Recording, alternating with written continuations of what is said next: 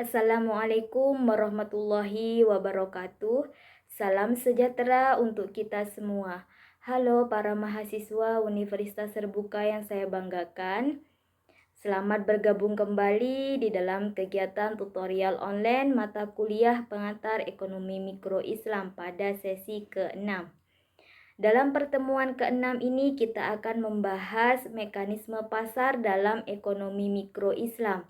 Kegiatan belajar yang akan kita jelaskan adalah pasar dan mekanisme pasar, pasar dalam perspektif ekonomi Islam, dan peran pelaku pasar dalam mekanisme pasar. Di dalam kegiatan tutorial online ini diharapkan Anda masih semangat dan tetap berperan aktif, baik itu rajin mengerjakan diskusi maupun tugas tepat waktu. Karena hal ini sangat penting dalam penilaian akhir Anda. Semakin Anda berperan aktif pada tutorial online ini dalam berdiskusi maupun mengerjakan tugas, maka nilai yang Anda dapatkan pasti akan baik. Jangan lupa tetap membaca buku pada modul BMP Pengantar Ekonomi Mikro Islam, karena BMP akan menjadi acuan utama dalam pembelajaran ini.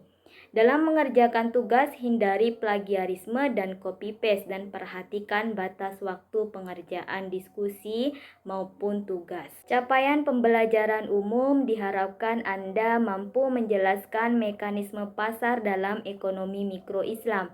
Sedangkan capaian pembelajaran khusus diharapkan Anda mampu menjelaskan pengertian pasar dan mekanisme pasar, mampu menjelaskan konsep harga dalam pandangan Islam, mampu menjelaskan keseimbangan pasar, mampu menjelaskan pasar pada masa Rasulullah SAW, ekonomi Islam pada 3 sektor, mampu menjelaskan peran rumah tangga dan implementasi dalam ekonomi Islam, mampu menjelaskan peran perusahaan dan implementasi dalam ekonomi Islam, mampu menjelaskan peran pemerintah dan implementasi dalam ekonomi Islam.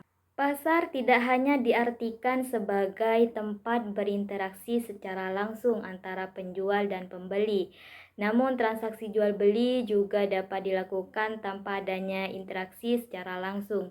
Mekanisme pasar adalah cara bekerjanya pertemuan antara pembeli dan penjual yang hasil pertemuan tersebut menghasilkan kesepakatan tentang harga dan kuantitas barang. Transaksi ekonomi di pasar bekerja berdasarkan mekanisme harga. Agar transaksi memberikan keadilan bagi seluruh pelakunya, maka harga juga harus mencerminkan keadilan. Dalam pandangan Islam, transaksi harus dilakukan secara sukarela dan memberikan keuntungan yang proporsional bagi para pelakunya. Konsep harga yang adil telah dikenalkan oleh Rasulullah SAW yang kemudian banyak menjadi bahasan para ulama di masa kemudian. Ada 3 pokok bahasan yang akan disampaikan dalam modul ini. Kegiatan belajar 1 akan dibahas pasar dan mekanisme pasar. Sedangkan pada kegiatan belajar 2 akan dibahas mengenai pasar dalam perspektif ekonomi Islam. Sedangkan yang terakhir kegiatan belajar ketiga akan dibahas peran pelaku pasar dalam mekanisme pasar. Demikian dari saya. Jika masih ada pertanyaan langsung hubungi saya di via email. Selamat belajar dan sukses buat Anda semua. Wassalamualaikum warahmatullahi wabarakatuh.